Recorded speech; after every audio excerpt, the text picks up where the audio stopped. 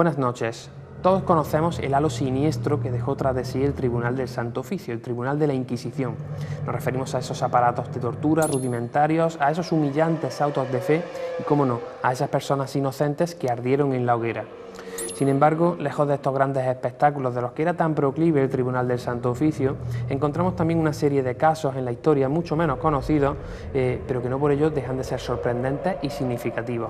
Hoy nos acompañará Sebastián de la Obra, un auténtico experto a nivel nacional en artes inquisitoriales y junto al cual recordaremos a todos esos rostros anónimos, a todos esos nombres olvidados por la historia, pero que también contribuyeron a labrar esa leyenda negra del Tribunal del Santo Oficio. Y también repasaremos, como no, los autos más significativos que se produjeron en Córdoba. Todo esto y mucho más aquí en Córdoba Misteriosa.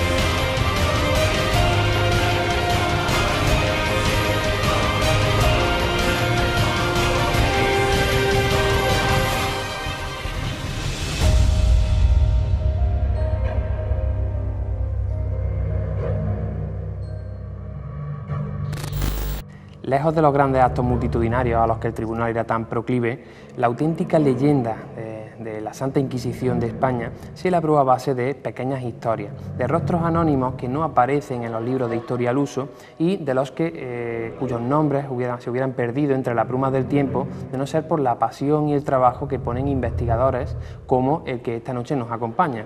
Muy buenas noches, Sebastián. Buenas noches. Sebastián de la Obra es historiador, es bibliotecario y quizá el rol por el que la mayoría de ustedes le reconocen es por ser el director de la Casa Sefarad de Córdoba. Sebastián, antes de empezar, cuéntanos, ¿qué es la Casa Sefarad? Un sueño convertido en realidad. Es un centro cultural, museístico y documental de carácter privado. Yo siempre insisto, en una ciudad donde la mitad de los cordobeses son víctimas y la otra mitad delatores, decir privado es traducir subvencionado. Y quiero aclarar, no. Sorprendentemente en la historia de esta ciudad y de este país es un centro que vive, se mantiene, resiste y hace cosas con sus propios recursos.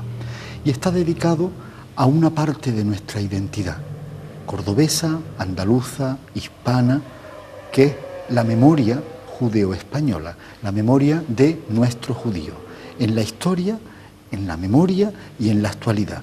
Y hablamos de todo. La casa es muy hermosa, tiene 8 salas dedicadas a las figuras de Maimónides y a la sinagoga, a la vida doméstica y a la cocina, a las mujeres y a las fiestas, a la lengua y a la música, a la Inquisición Es un recorrido hermoso, sorprendente, sobre una colección que es única.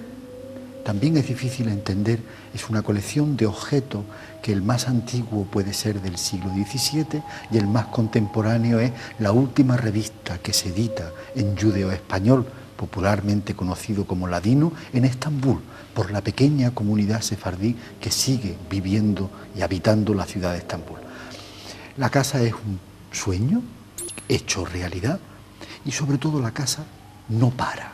Permanentemente estamos haciendo cosas y actividades, y no solo relacionadas con nuestro objetivo, que es recuperar la huella judeo-española, sino relacionadas con la vida pública, con la vida social, con las migraciones, con la literatura, con el último autor, con la última poeta, con la masonería en la historia, con el anarquismo, con los protestantes, con qué ocurre en el mundo, qué está pasando en la ciudad, con el patrimonio urbano, el tangible, el intangible, con los tradicionales, con los modernos. Estamos vivos. Como pueden comprobar, Sebastián es un auténtico dinamizador de la vida cultural de esta ciudad. Sebastián, hoy vamos a hablar de Inquisición y de hecho vosotros en la Casa Sefarad dedicáis una sala completa a la Inquisición, ¿no? ¿Con qué sentido lo hacéis? Primero tiene una explicación. Disponemos de una colección excepcional, dicho sea de paso, de documentos manuscritos impresos del siglo XVI, XVII y XVIII, documentos originales de distintos tribunales de la Inquisición. concreto disponemos de autos de fe de la Inquisición de Córdoba, autos de fe de la Inquisición de Lima, autos de fe del Tribunal de la Inquisición de Sevilla, estatutos de limpieza de sangre, salvoconductos dados a judeoconversos. Es decir, hay una colección y a nosotros nos gusta enseñar y contar lo que sabemos y lo que tenemos. Y en cuanto la colección estuvo bien catalogada y bien dispuesta, dijimos, hace falta exponerla. ¿Por qué? Por dos motivos básicos. Porque la historia de este país no se la puede entender ni conocer si no hablamos de la Inquisición. Y porque la historia de nuestros judíos es imprescindible explicarla hablando del papel que juega la Inquisición. La Inquisición española, también llamada, y es curioso el término, Inquisición moderna, se le llama Inquisición española o moderna, es una de las arquitecturas mejor logradas y más eficaces. Aquí no va ningún juicio de valor, sino una arquitectura casi perfecta de ejercicio del poder en la historia de España. Y teníamos que hablar de ella. Pero sin embargo, tú eres un auténtico experto en Inquisición a nivel nacional y parece ser que la Inquisición española no fue tan terrible como lo fue en otros países vecinos, ¿no? Hay reacciones. Primero, toda la construcción de la identidad española, hasta hace 50 años, tiene un elemento fundamental que es la Inquisición, para decir qué somos y qué no somos. Después ha habido una etapa de recuperación desde el punto de vista crítico, llevándola a extremo de convertirla en el objeto más infame de la historia española. Y ahora hay una recuperación con cierto equilibrio conceptual por los contextos en los que se desarrolla, en el que vamos precisando la presencia de dos grandes inquisiciones en la historia europea. Una, la denominada Inquisición europea o romana, que así se la llamaba, y otra, la denominada Inquisición española o moderna. Tienen características similares y tienen también notables diferencias.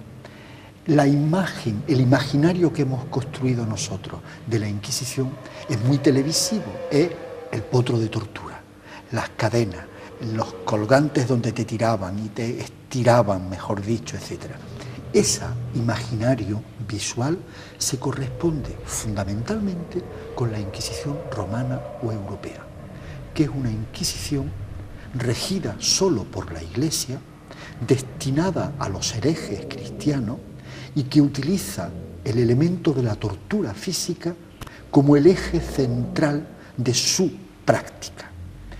No es que sea mejor la Inquisición española, sino que el elemento imaginario de la tortura es uno más de otra serie de herramientas que utiliza nuestra Inquisición, que es mucho más un aparato de control social que un aparato de tortura, que también la hay, pero en menor cuantía y en una dimensión mucho menos protagonista que la Inquisición europea o romana. El problema es que hemos mezclado las dos instituciones y las dos metodologías. Y bueno, como tú bien decías, a la cultura judía, pues para la Inquisición fue un nexo muy claro, ¿no? Bueno, de hecho, la Inquisición española nace para perseguir a los denominados durante siglos judaizantes. Es decir, ese es el objeto por el que se constituye el primer tribunal de la Inquisición en 1473-74 en Sevilla. Los reyes católicos solicitan al Papa, a través de una bula, la posibilidad de constituir un tribunal especial. Ese tribunal especial es el Santo Oficio, la Inquisición. Y el primero se constituye en Sevilla, el segundo se constituye en nuestra ciudad, en Córdoba. Y se constituyen para perseguir a una gente especial que son judíos, convertidos oficialmente al cristianismo, que la acusación dice que practican clandestinamente el judaísmo, o que la acusación dice que sospechamos que practican clandestinamente el judaísmo. No es lo mismo, pero el resultado sí es el mismo. Es que tanto los reales como los que no practican el judaísmo son siempre objeto de persecución. Y Bueno, uno de los motivos, como tú decías, era precisamente eso, el perseguir a los judaizantes. Quizás ese sea uno de los motivos por el que en Córdoba, una ciudad como Córdoba, sea el segundo tribunal que se establece en España, ¿no? Porque aquí Sí. tenemos que recordar que había muchísimos judaizantes. Sin lugar a dudas, cada tribunal que se va creando en la península, incluso fuera de la península, en concreto en Portugal y en el territorio del continente americano, en México, en Cartagena de India y en Lima, que se constituyen tribunales de la Inquisición españoles, cada tribunal tiene una peculiar obsesión por un tipo de víctima. Granada se caracteriza por perseguir a moriscos, Sevilla y Córdoba y Ciudad Real y Toledo y Cuenca se destinan básicamente en los primeros siglos a perseguir a judaizantes. Valladolid y Sevilla tienen los dos grandes procesos inquisitoriales en el que nuestros protestantes son aniquilados por completo, desaparece la huella protestante en la península, por lo menos físicamente, porque acaban con todo. Cada tribunal se caracteriza por una tipología de víctima. El de Córdoba además se caracteriza por otra cuestión importante de señalar, y es que tenemos al inquisidor más cruel y más infame de toda la historia de la Inquisición española, que son 400 años, digámoslo, desde 1474 hasta 1833-34, en el que por decreto se abole, se queda disuelta la Inquisición, son 400 años. Y tenemos el privilegio de ser el segundo tribunal en constituirse, de tener el proceso inquisitorial más duro de toda la historia de la Inquisición española, un 22 de diciembre de 1502, presidido por el propio inquisidor Diego Lucero, en el que la crónica, no se mantiene el auto de fe porque desapareció, pero las crónicas hablan de son quemadas vivas más de 107 personas en una misma noche. Es espectacular pensar en esa dimensión. Córdoba tiene... ¿Dónde se produjo? En Córdoba. ¿En algún lugar en concreto? Todo indica que en lo que ahora llamamos está extramuros de la ciudad, de la antigua muralla almohade, lo que ahora identificamos como Marrubial. Esa zona es lo que en los autos de fe se identifica como el quemadero. En Sevilla el quemadero es el Prado de San Sebastián, tan famoso enfrente del famoso teatro Lope de Vega y del Parque de María Luisa. Ahí estaba el quemadero. En Córdoba el quemadero está en lo que ahora denominamos Marrubial, extramuro. Ronda del Marrubial. ¿Podrías describirnos, para que nuestros espectadores se hagan una idea, cómo sería un auto de fe de la época?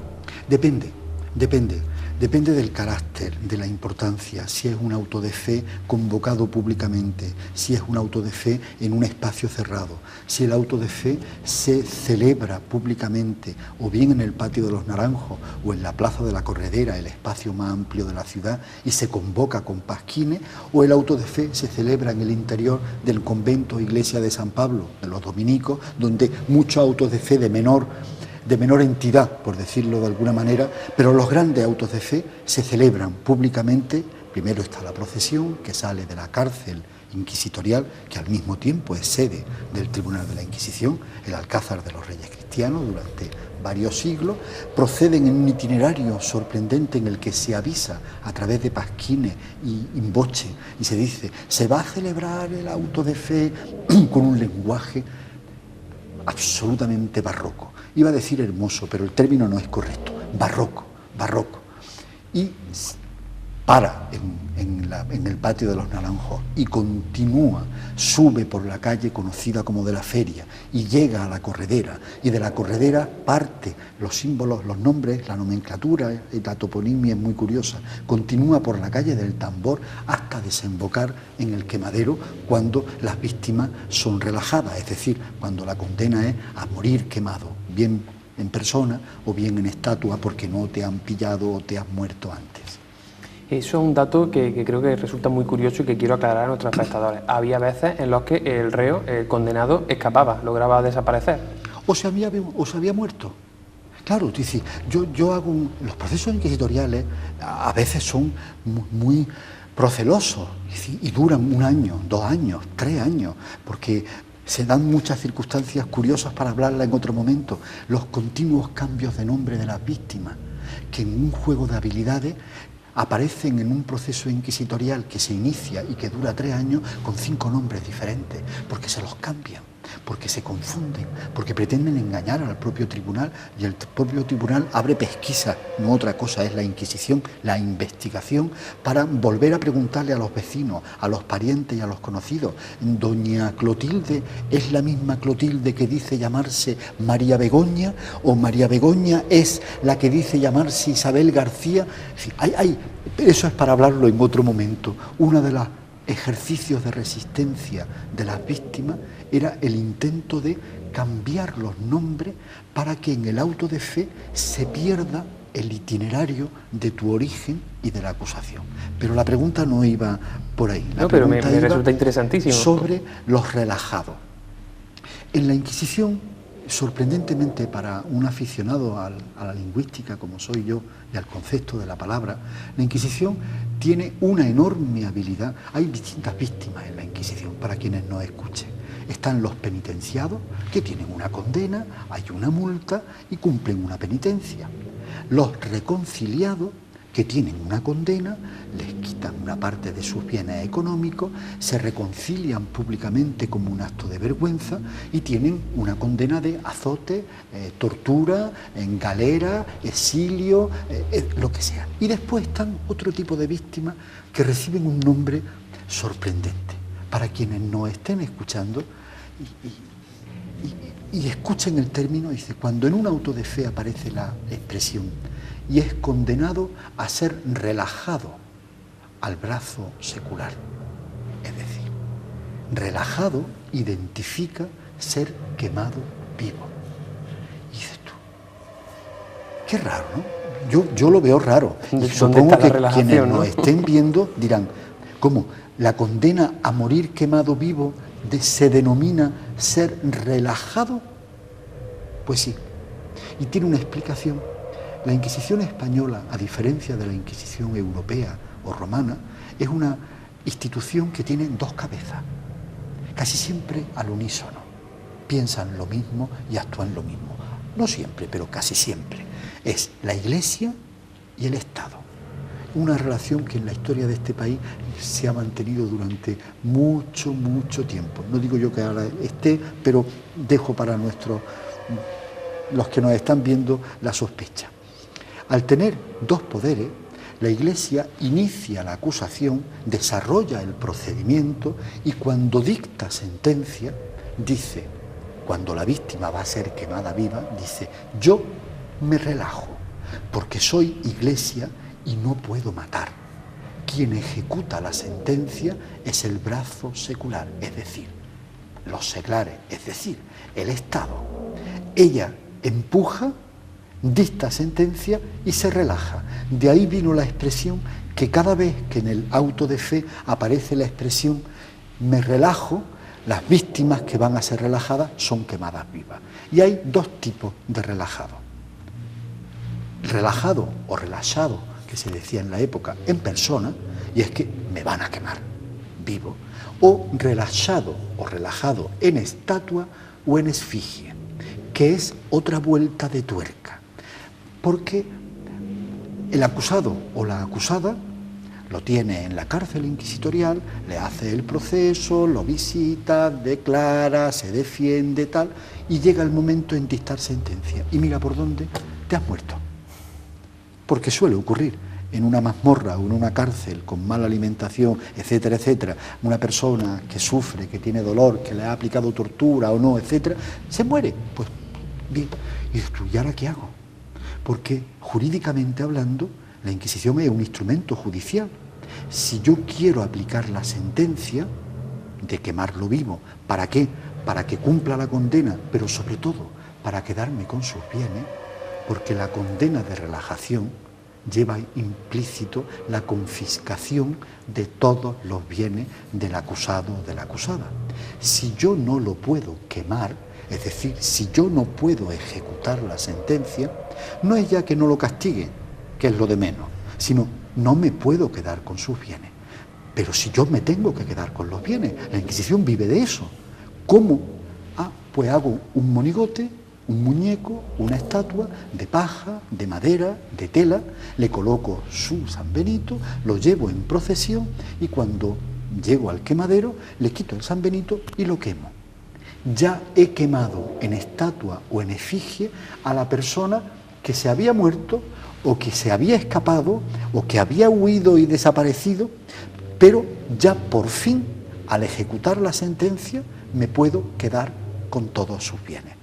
No sé si he sido suficientemente claro para ver la habilidad y la inteligencia de una institución que dice, se me ha muerto, se ha escapado, ha huido.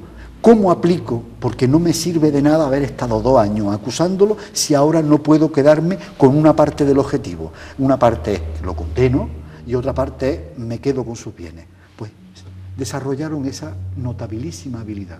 Pero es más, hay otro tipo de relajado y es, yo me he muerto y una vez muerto han pasado los años, decenas de años, y a alguien se le ocurre acusarme, a mí, que ya no estoy, exhuman los restos, les hacen un procedimiento inquisitorial, terminan siendo acusados y se quedan con los bienes tuyos. Es decir, incluso a los ya muertos, etcétera, etcétera, etcétera, se le aplica. Eso ocurrió con la madre del gran pensador, del mejor humanista que ha tenido España, que es Juan Luis Vives. La madre de Juan Luis Vives muere en un momento determinado de la historia por una peste que hubo en Valencia y se llevó a ella y a varios familiares, etcétera. Y se murió la mujer. Punto. Ahí se acaba la historia, o se acabó la historia. Al cabo del tiempo, su viudo, el padre de Juan Luis Vives, es acusado por la Inquisición, está vivo, de prácticas judaizantes. Lo han pillado en una sinagoga clandestina y prohibida. Lo pillan y lo queman. Las hermanas de Juan Luis Vives estaba fuera de España, que era lo mejor que podía hacer, y se murió fuera de España y no volvió nunca más. Pero sus hermanas vivían en Valencia, una historia muy curiosa. Y se dirigen al hermano y le dicen, Juan Luis, hermano, ayúdanos, porque ocurre lo siguiente. A nuestro padre lo han quemado y se han quedado con todos los bienes. Pero nuestra madre, que murió hace 20 años, tenía una parte que eran sus bienes. Ayúdanos a decirle a la Inquisición que se quede con los bienes del padre, vale, pero que no se quede con los bienes de nuestra madre, que ella se murió. La Inquisición, para no perder la cuantía de la confiscación de esos bienes, le abre un proceso inquisitorial a la muerta, perdón por la expresión, que había muerto hacía 25 años. Exhuman los restos y la declaran culpable, con lo cual se quedan con todos los bienes, los del padre y los de la madre. O sea, le hacen el juicio a los restos. A los restos, y los queman. Impresionante. Es curioso. Esa historia se averiguó a mediados del siglo XX. A mediados del siglo XX se descubre el proceso inquisitorial a doña Blanquina March, la madre de Juan Luis Vives. Y claro, ¿y a quién se quejaba la gente, no? Contra eso no se podía luchar, no había opción. No se podía luchar. La única forma de resistir aquí era ser un héroe o mentir. Y la única forma de resistir fuera de aquí era irte. Y eso hizo Juan Luis Vives. Y eso intentó hacer Fernando de Rojas, el autor de La Celestina. Y eso intentaron hacer muchos otros que ahora son la gloria del pensamiento y de la creación española, pero que menos mal que no han llegado, porque si hubiera sido por los tribunales inquisitoriales no habrían estado aquí. Ni Teresa de Jesús, ni María Cazalla, ni Juan de la Cruz, ni Fray Luis de León, ni Juan de Ávila. Es una historia larga. Bueno, seguro que tendremos para otro programa, pero hoy quería hablar de esa parte más desconocida de la Inquisición, y uno de los temas que tú has investigado es cómo era la Inquisición frente a las mujeres, ¿no? Cómo era la mujer frente a la Inquisición. De hecho, me consta que has rescatado algunos autos de fe prácticamente perdidos, prácticamente olvidados, y que en Córdoba en concreto hubo varios autos de fe a mujeres que son bastante llamativos, ¿verdad? Sí. En Córdoba, durante casi todo el siglo XVI y parte del siglo XVII, primero, el grueso de las víctimas son de origen judeo-converso, y acusados de prácticas judaizantes. Y en algunos casos, más de la mitad de las víctimas son mujeres. Tiene una explicación curiosa. En el judaísmo, que es muy patriarcal, como todas las grandes religiones monoteístas, y esta es la más antigua, el hombre tiene todo el protagonismo respecto al hecho religioso, salvo en el periodo en el que nuestros judeoconversos son señalados, sospechados y perseguidos por la Inquisición durante varios cientos de años, en el que las mujeres adquieren un protagonismo terrible, porque las circunstancias que derivan en tener ese protagonismo, pero ellas son las depositarias de la identidad. Y por lo tanto, al ser las dueñas de la casa, las que mantienen de forma clandestina elementos de la fiesta, rituales, comida, etc. Y la Inquisición lo sabe. Y la Inquisición sabe que si tira de una mujer, de una acusada, detrás de ella pueden venir 42 más, porque ellas son las que están manteniendo vivo determinadas zonas de identidad judía, en las comidas, en las festividades, en los rituales de la muerte, en muchos elementos. En Córdoba hay algunos casos muy curiosos. Me he traído algunos nombres porque si no se me olvidan. Hay una morisca curiosísima por lo simpático del suceso, que es acusada, una vecina. Los vecinos pueden ser magníficos para salvarnos la vida o para hundírnosla, en todas las épocas. Una vecina la acusa de haberla oído cantar cantos dedicados al profeta, a Muhammad, conocido como Mahoma, en una época en la que ya eso está prohibido y sobre todo la lengua árabe ha desaparecido formalmente hablando. Ella se llama Luisa de Aranda, es morisca y cordobesa y fallece antes de ser quemada, por lo tanto la queman en estatua, en efigie. Y esta es su declaración cuando la acusan de cantar al profeta de los musulmanes. Dice que es real que iba cantando en algarabía. Algarabía es, hoy en día la acepción de algarabía es ruido, pero originalmente cuando Covarrubia hace la etimología de la palabra algarabía es personas que hablan en la lengua arábiga. Es decir, hemos derivado al improperio, a lo peyorativo. Una algarabía es un ruido cuando no es un ruido, es una lengua. Eran quienes hablaban la lengua árabe. Dice, yo iba cantando en algarabía alguna alabanza a Mahoma, pero ello lo cantaba solo para saberlo y no para ponerlo en el corazón. Ella se está acusando. Cuando ella misma dice que lo estaba cantando porque se sabía la canción y la cantaba, pero que no sospeche que la estaba cantando para mantenerla en el corazón, es decir, ella misma se está declarando en esa inocencia de la declaración, ella al final se transparenta su propia culpabilidad y la declaran condenada a morir relajada. Quiero aclarar una cosa en los autos de fe, para quien tenga interés y vaya a los libros. Los autos de fe son transcritos siempre por un mismo escribano. Y es curioso que cuando uno los lee, cuando tú leas un auto de fe, tú dices, esto parece escrito por dos personas. Porque el lenguaje que expresa un auto de fe o un proceso inquisitorial por parte de los verdugos y el lenguaje de las víctimas es como la fractura de las Islas Marianas, la zona más profunda del planeta. Es decir, parece que quien está escribiendo son dos personas. Una que escribe transcribiendo lo que dicen los verdugos y otra que escribe transcribiendo lo que dicen las víctimas. ¿Por qué esa sensación?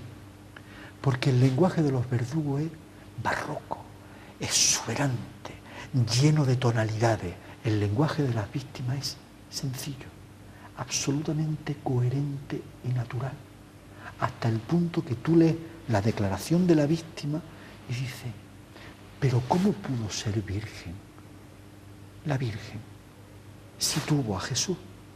Y tú lo escuchas y dices, pero eso lo dijeron y después lo mataban. Y dices, claro, tú lo ves con la distancia de 500 años y dices tú, pero alguien podía decir como esta chica, yo lo cantaba porque me la sabía, pero no para ponerla en el corazón, que está trasladando que en el fondo la cantaba para que no se perdiera en su memoria algo que significaba la huella de su propia identidad.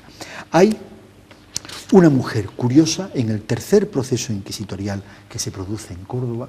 Es curioso, no pudieron con su marido porque se murió el mejor poeta de la antigüedad de Córdoba, mucho antes de los grandes poetas cordobeses, Antón de Montoro, el trapero de Montoro.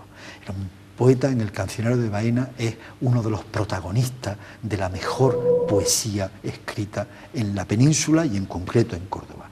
Antón de Montoro era trapero.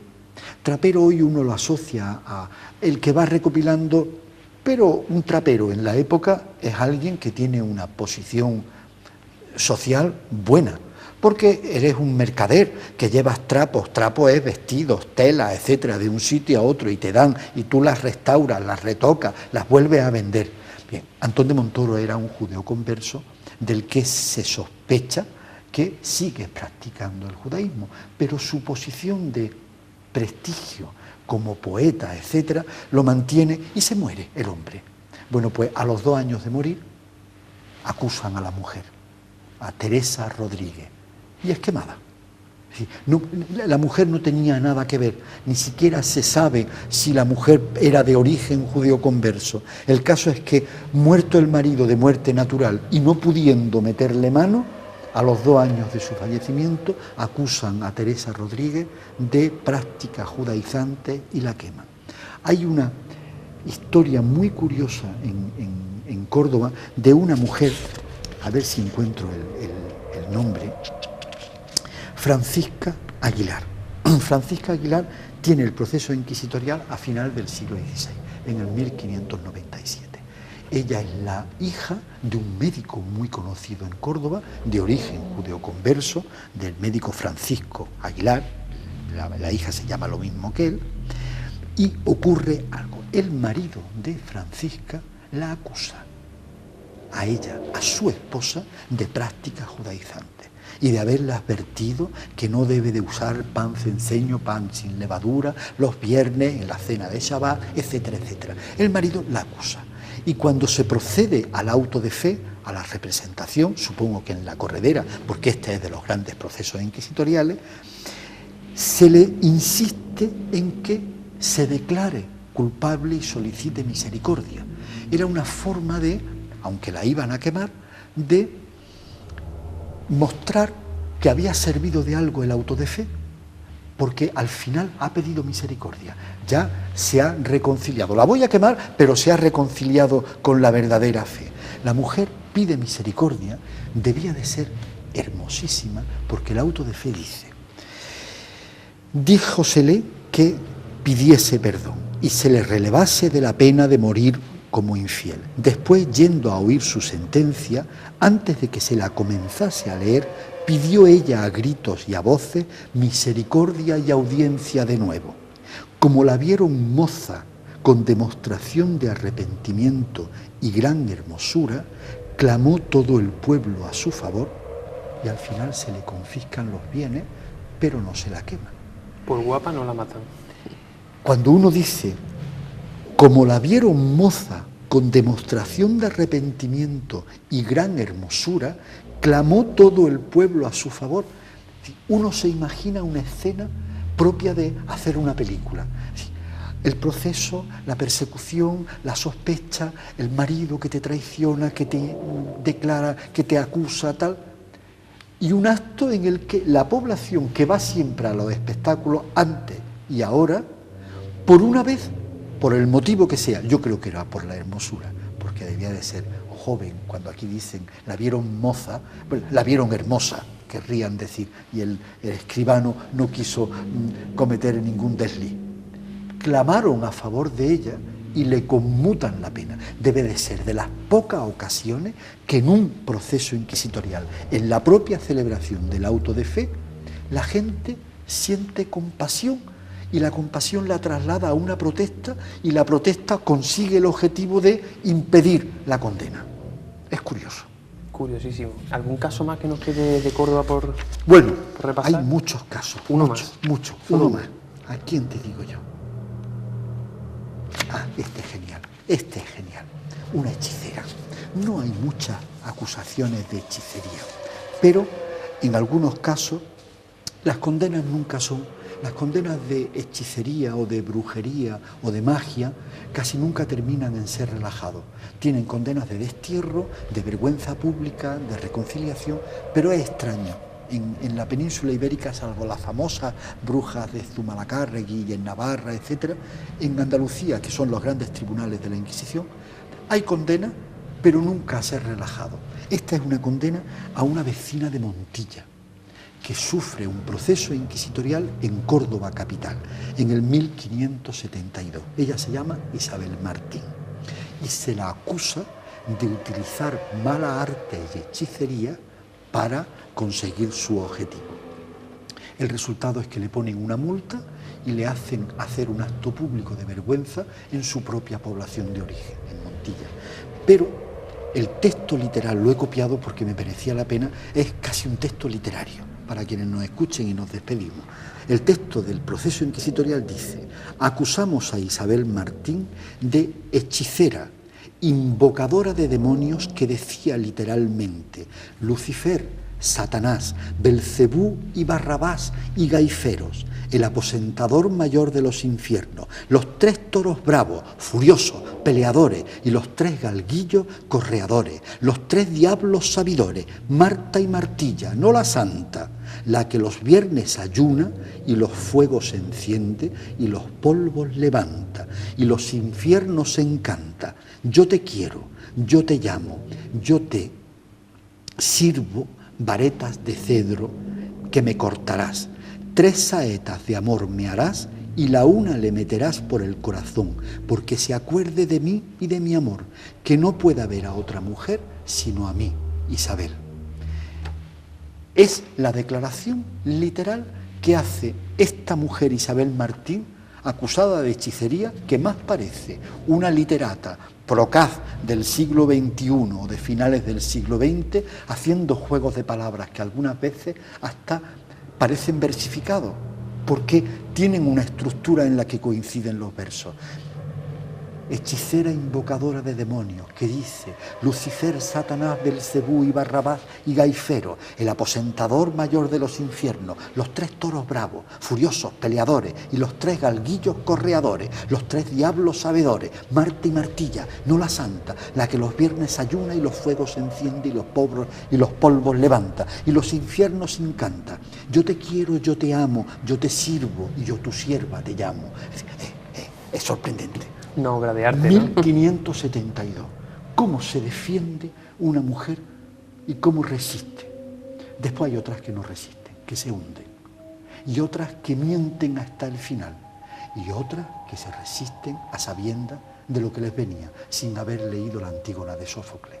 Porque una lavandera o una curtidora o una panadera no había leído la Antígona de Sófocles, que decía: yo hago lo que tengo que hacer, aún sabiendo las consecuencias de mis actos. Bueno, pues como ven, nos pasaríamos toda la noche hablando con Sebastián.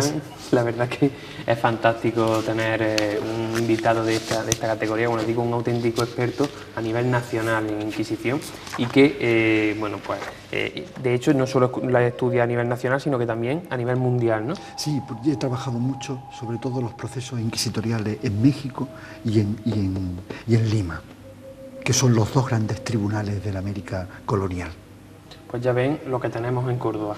Bueno, pues enhorabuena, Sebastián, como te digo, por todo lo que haces por la cultura en nuestra ciudad, por todo lo que haces por esas personas que prácticamente habrían quedado totalmente olvidadas de no ser por investigadores como tú, y enhorabuena por tu gran trabajo. Un placer, gracias a vosotros. Bueno, pues nosotros ahora cambiamos radicalmente de tema y de esas rudimentarias máquinas medievales del Tribunal del Santo Oficio vamos a pasar a la tecnología más avanzada, más actual. Pero antes les dejo con unas imágenes, un par de minutos solamente, de nuestra última ruta, la original.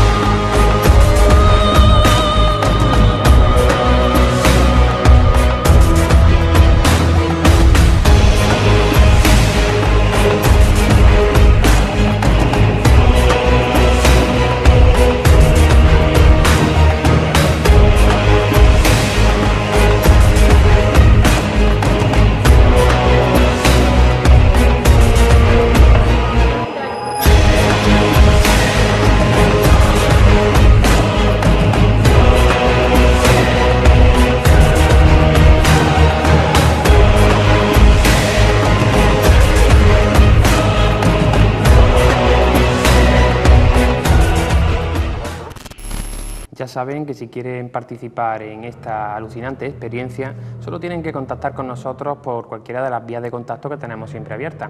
Lo más rápido, la reserva por WhatsApp o llamada al 634-221-984.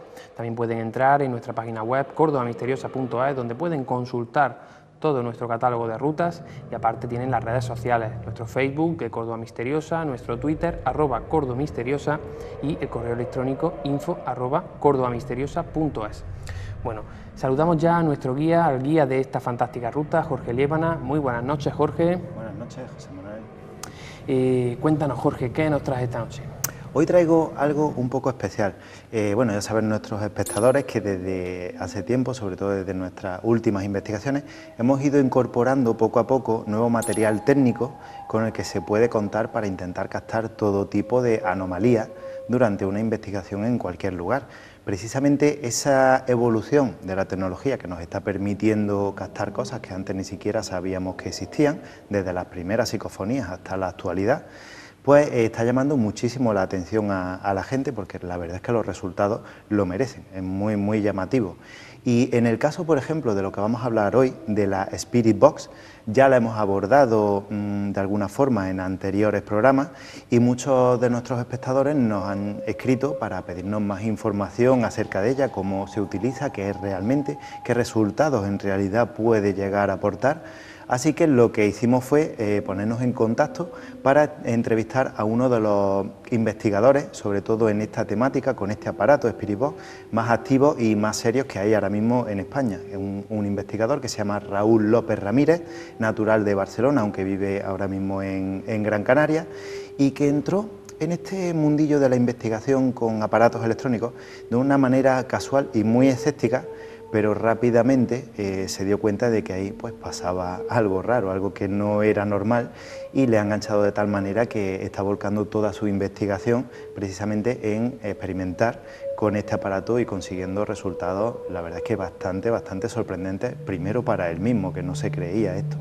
Bueno, pues nada mejor a que sea él mismo el que nos lo cuente, que lo escuchemos de su propia palabra. Ustedes nos lo han pedido en la vía de contacto, nos pedían más información, querían saber más sobre esa Spirit Box o caja fantasma, y nosotros hemos contactado pues con una de las personas que más pueden dar, más información pueden darnos sobre este aparato. Así que presten mucha atención a la siguiente entrevista. Muy buenas tardes a todos, nos encontramos en la Taberna del Paseo, en la Cruz del Rastro, a quienes agradecemos enormemente que nos hayan seguido este espacio para encontrarnos con el investigador en psicofonía y transcomunicación instrumental, Raúl López. Raúl, muy buenas tardes, gracias por estar aquí. No, gracias por invitarme, buenas tardes. Muy buenas, sabes que te hemos traído aquí para hablar sobre todo de psicofonías y de transcomunicación instrumental, un tema en el que solemos insistir mucho en nuestro programa, porque sabemos que a la gente le interesa bastante. Sí. Y qué mejor momento para traer a quien yo desde luego considero todo un experto ahora mismo en esta materia. Raúl, tú no solamente te dedicas a esto como afición, sino que además tienes otras muchas aficiones. Eres, por ejemplo, aficionado a la fotografía, a la astrofotografía, y entre tus otras aficiones, si se puede llamar así, tienes una que es bastante curiosa y que al fin y al cabo iba a ser la que te iba a llevar precisamente a investigar este tipo de fenómenos, y es que eres mentalista. Resume al público brevemente en qué consiste el mentalismo. Bien, el mentalismo es una disciplina de la magia, del ilusionismo, que lo que hace es reproducir fenómenos paranormales por medio del engaño consentido, ¿no?, que es la magia. Sería, digamos, bueno, de hecho tenemos alguno conocido aquí en España, como es Anthony Blake, que suele realizar sus trucos mentales, ¿no?, y uno conocido internacionalmente, que ahora ya no se dedica, que es Uri Geller, que doblaba cucharas, ¿no? Pues lo que hace el mentalismo es reproducir esos fenómenos, es decir, telequinesis, movimiento de objetos, también movimiento de la aguja de una brújula, parar un reloj, levitaciones, y todo eso pues por medio de lo que sería el engaño, ¿no?, el truco de magia, el espectáculo, vamos. Efectivamente, estamos hablando de que eres capaz de reproducir un fenómeno paranormal de manera consciente y totalmente voluntaria, pero que solamente tú sabrías que eso es consciente y voluntario, o sea que serías capaz de engañar con esa habilidad especial a una persona y hacerle creer que, por ejemplo, pues está viviendo un episodio de poltergeist, por poner un caso. Sí, claro, y a ver, el mentalismo se ha utilizado, e incluso hay demostraciones que se hacen a científicos y se demuestra que es posible engañar a un científico, ¿no? Hombre, en entornos muy controlados, si me dices mueve este objeto y la vigilancia es extrema, Sí. y hay gente de ciencia e incluso hay algún mago dentro de la sala, pues seguramente va a pillar el truco, ¿no? Pero es verdad que con estas experimentaciones, a través del mentalismo, se ha llegado a engañar a gente de ciencia, y que esa gente de ciencia crea que tú tienes un poder mental, cuando realmente no hay nada, ha sido un simple truco de magia, ¿no? Y es incluso independiente del nivel cultural de la persona. Es más, muchas veces el mentalismo funciona mejor con gente de ciencia que con gente que no lo es. Efectivamente, bueno.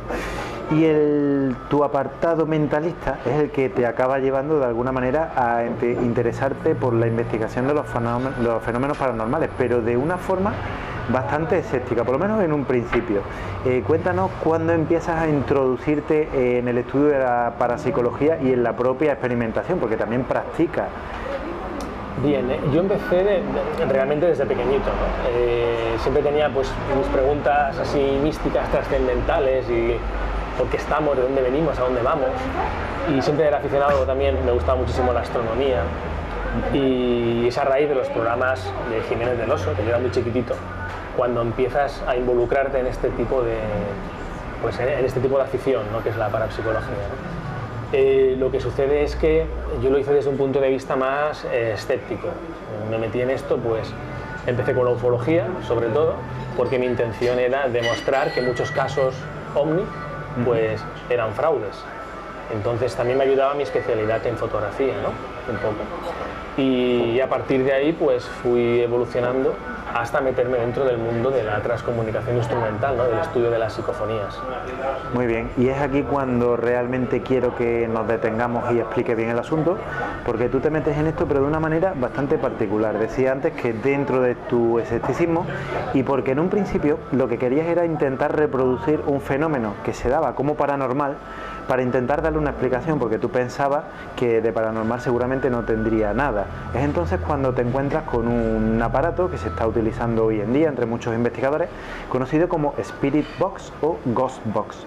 Quisiera que brevemente des una introducción sobre qué es ese aparato y cómo funciona, lo tenemos aquí en la mesa, y lo mostraras un poco. Bien, sí, este aparato, denominado Spirit Box, Ghost Box, caja de Frank, tienen varios nombres, ¿no? El más conocido es Ghost Box. No deja de ser una radio, con su antenita, incluso puedes escuchar aquí emisoras de radio. Como radio que es, si yo lo enciendo, seguramente ahora no tenemos mucha cobertura, no escucharemos una radio, pero escuchamos el típico sonido de una radio desintonizada. Este aparato está modificado para que pase de frecuencias muy rápidamente. Es decir, sabemos que más o menos las emisoras están entre 76 MHz de la FM a los 108. Pues este aparatito va pasando rápidamente por todas ellas, 76.0, .1, .2, .3, .4, así hasta 108, y en bucle vuelve a empezar a una velocidad de unos 100 milisegundos, más o menos, 100-150 milisegundos. Es decir, que en todo ese tramo vamos a escuchar el típico ruido blanco, que es el ch. Vamos a escuchar trocitos de música, trocitos de locutores, pero va tan rápido que no vamos a entender absolutamente nada. Efectivamente. Y representa que las voces aprovechan estos fragmentos entrecortados para generar una palabra o una frase entendible. O sea que estamos hablando de que a raíz de ciertos pedazos de emisión que no tienen nada que ver el uno con el otro quizá, y que se escuchan por un periodo de 100, 200, 300 milisegundos, no más, de alguna manera esas entidades, esas supuestas entidades, manipulan ese sonido para crear una respuesta además coherente con lo que tú estás pensando, estás preguntando en ese momento. Sí, efectivamente. Esto es un aparato que pues a muchos que nos estén viendo le va a parecer novedoso, porque estamos acostumbrados a que las psicofonías se graben con la típica grabadora. Y poco más, ¿no? Y un micrófono. Este aparato, el origen, pues viene del año 2002, donde un canadiense, Frank Samson, era aficionado a la parapsicología. En unos artículos que leyó en su momento, en el año 95, sobre transcomunicación instrumental y equipos electrónicos, que estaban tan de moda, pues se le ocurrió la idea de fabricar un aparato para poderse comunicar, entre comillas, con los muertos. Y parece ser que estos aparatos, esta fabricación del aparato, fue dictado, los planos, pues a través de psicofonías y a través de sueños al inventor. Entonces inventó lo que se denomina en el 2002, conocida como caja de Frank. Y luego ya se popularizó más en el 2004, porque un ingeniero americano perdió a su hija en un accidente de tráfico con 17 años y quiso pues idear aparatos, porque como este inventor, este ingeniero, lo que vio es que en su casa, al haber fallecido su hija, se producían fenómenos de poltergeist. Sí. Y eso pues le hizo aficionarse también por estos temas y elaborar, también fabricar un aparato más chiquitito que la famosa caja de Frank, pues para poder comunicarse con su hija. Y obtuvo también respuestas. Y a partir de ahí luego ya lo popularizó sobre el 2012, pues ya un fotógrafo aficionado también a temas paranormales, que es Steve Huff, el americano Steve Huff. Y es Steve Huff precisamente en quien tú más te fijas, porque ves que consigue unos resultados sorprendentes, que además comparte a nivel mundial por internet, a través de YouTube, explica perfectamente su técnica y te llama tanto la atención que sea tan abierto en ese aspecto, que tú mismo piensas, tiene que tener algún sentido lo que está haciendo, alguna explicación, y como lo pone tan claro, lo voy a reproducir y voy a sacarle lo que está haciendo, voy a ver qué está haciendo realmente, porque no es normal que estés obteniendo esa pose. Entonces tú intentas reproducir el experimento, además con el mismo material. Cuéntanos qué nos pasa en ese momento. Claro, yo veo los vídeos, ¿no?, de Steve Huff, veo también, que es por la misma época, los programas americanos que se dedican a ir por las casas encantadas a grabar fantasmas, ¿no?, y que utilizan también este aparato. Y si quieres, antes de continuar, lo voy a encender para que vean cómo... Podríamos hacer, sí, está bien que los oyentes... Para que se entienda ahora lo que voy a explicar, se hagan una idea. Vamos a encenderlo. Vamos a ponerlo aquí más flojito, ¿vale? Entonces, aquí, que se debería escuchar una emisora de radio, seguramente, le vamos a dar para que genere una secuencia, un bucle. Y esos cortes que estamos oyendo es el barrido. Estos cortes que escuchamos es el barrido que va realizando a la radio del 76.0 al 108, como hemos comentado antes, a toda velocidad. Entonces, aquí seguramente, pues como estamos en un sitio con poca cobertura de frecuencias, pues no se va a escuchar más que el ruido, alguna voz entrecortada, pero que no significan nada. Y aparte, este aparato en concreto, vamos a pararlo, este aparato en concreto genera un ruido blanco sintético por software, y porque parece ser que las voces también necesitan ese soporte de ruido blanco, aparte de las voces entrecortadas, para poderse manifestar. Entonces, este sería el funcionamiento, y tal como lo utilizaba también el americano Steve Huff, que es el que yo me fijé a la hora de realizar esta experimentación. Él utilizaba estos aparatos más una caja de madera donde lo ponía todo dentro de la caja también ponía cuarzo, ponía a lo mejor luces infrarrojas, luces ultravioletas, y yo, ante la duda de que eso pudiera ser un fraude, que incluso esta maquinita estuviera manipulada, porque esta maquinita podría tener un software interno de reconocimiento de voz, de manera que si yo pregunto ¿hay alguien ahí?, reconozca mi voz y me dé una respuesta coherente a lo que se está preguntando, porque ya tiene unas respuestas programadas, ¿no? Pero no fue así, no encontraste ningún rastro de manipulación en ese aparato. No, claro, yo en la primera vez que recibí el aparato, lo que me dediqué un poco es a indagar si este aparato contenía pues ya unas respuestas. Este aparato está comprado, creo recordar, o en Canadá o en Singapur, no recuerdo bien. Pues me extrañaría que vinieran respuestas en castellano, ¿no? También probé con el inglés, pero vi que no, que simplemente hacía barridos y que no había tan básico como lo que hemos visto. Tan básico como lo que hemos visto, y que no había ninguna respuesta predeterminada, ¿no? Entonces, esa fue la primera experimentación que hice. Muy bien, entonces tú llegas al momento en que empiezas a experimentar, copias de alguna forma la técnica usada por Steve Huff, ya que lo pone tan claro, pues vamos a usarlo así, y ahí es cuando te empiezas a llevar la primera sorpresa.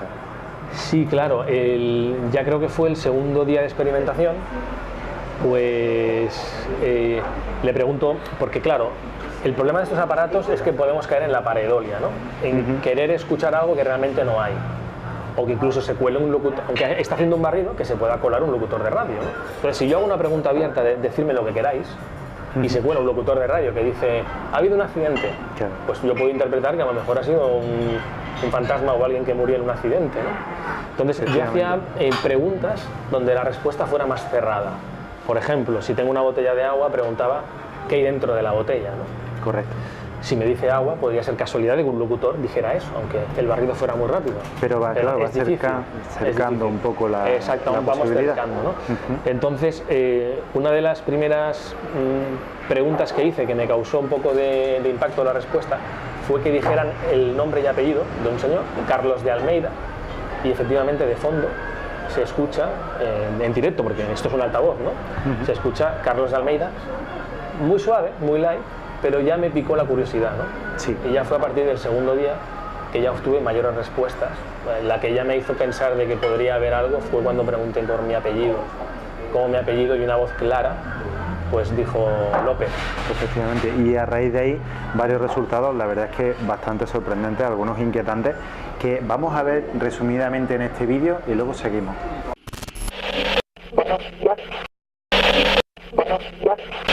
¿Cuántos dedos tengo aquí?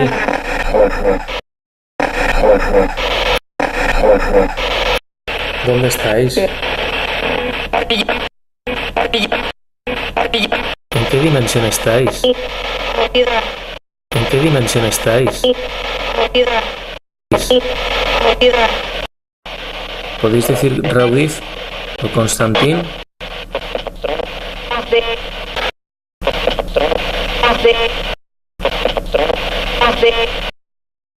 ¿Pueden decir gracias?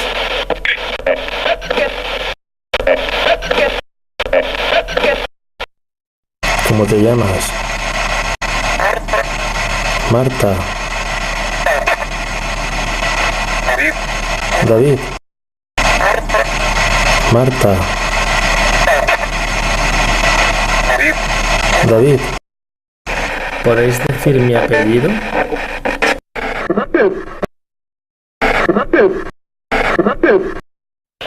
Diga energía.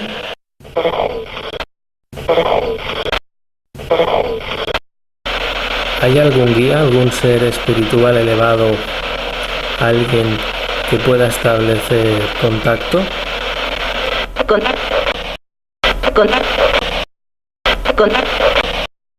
¿Podrían decir su nombre, Otto König?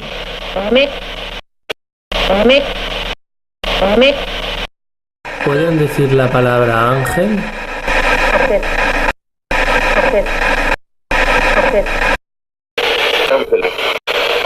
Ángeles.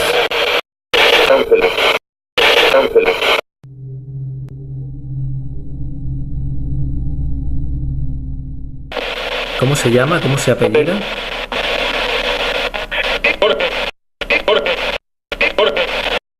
¿Qué tipo de entidades sois?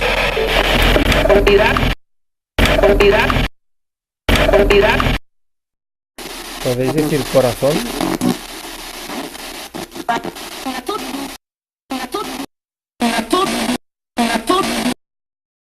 ¿Qué pone aquí?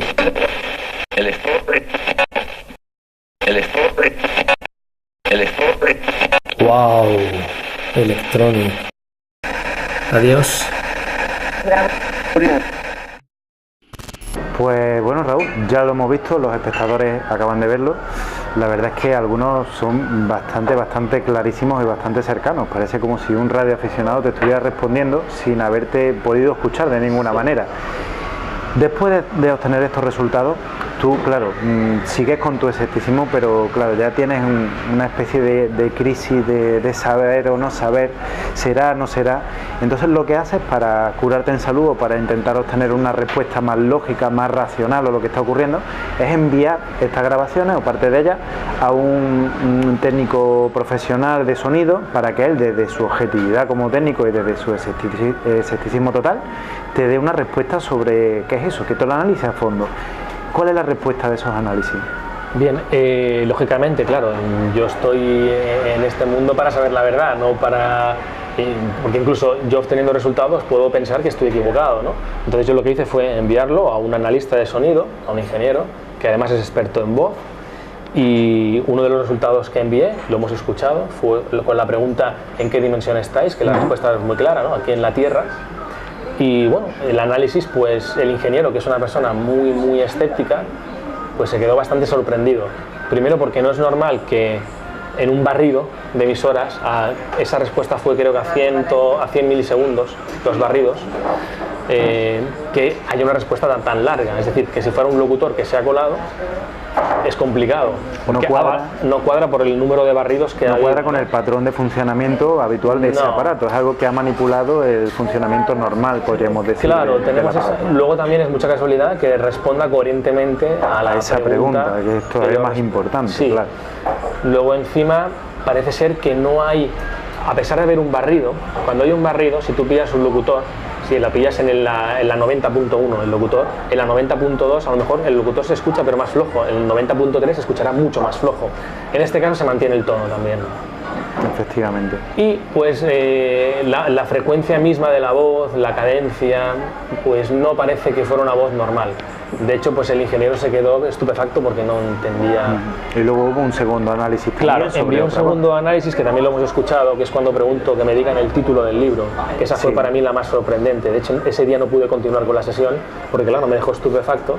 Incluso se me ven los pelos como se me ponen de punta en la grabación de vídeo que tengo, ¿no? Sí, correcto. En esa que envié, pues el ingeniero lo mismo, ¿no? Ahí él tenía más dudas porque realmente ahí sí que parece que hay como una fragmentación de varios locutores y que da la sensación que diga Electronic, aunque parece ser que es muy claro que dice Electronic, ¿no? Aún así le sorprende porque es muy coherente la respuesta y es bastante clara, no parece que haya habido ahí una pareidolia o una mala interpretación. Y además qué casualidad que justamente, ¿no?, cuando indico justamente que me digan el título del libro, pues salga varias voces porque parecen que no es la misma, aunque sí que parece que es de Metallica y que diga Electronic.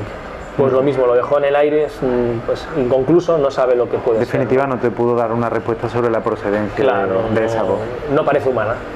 Bien, buena conclusión por parte de un técnico escéptico. O sea, sí, totalmente. Arroja más dudas en lugar de aclararlas. Claro. Bueno, Raúl, por último, conclusiones. A día de hoy sigues experimentando, eres un experimentador bastante activo, te preocupas mucho por informarte. ¿Qué piensas hoy día que puede ser ese fenómeno? Esas voces que aparecen en ese aparato, ¿de dónde pueden provenir?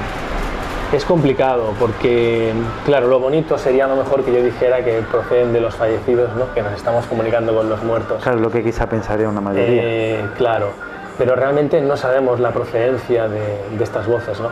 Yo soy una persona pues que no soy religiosa, por ejemplo, y las veces que he preguntado a las voces quiénes sois, la mayoría de veces, por no decir siempre, te contestan lo mismo. En mi caso, que dicen que son ángeles. Ángeles.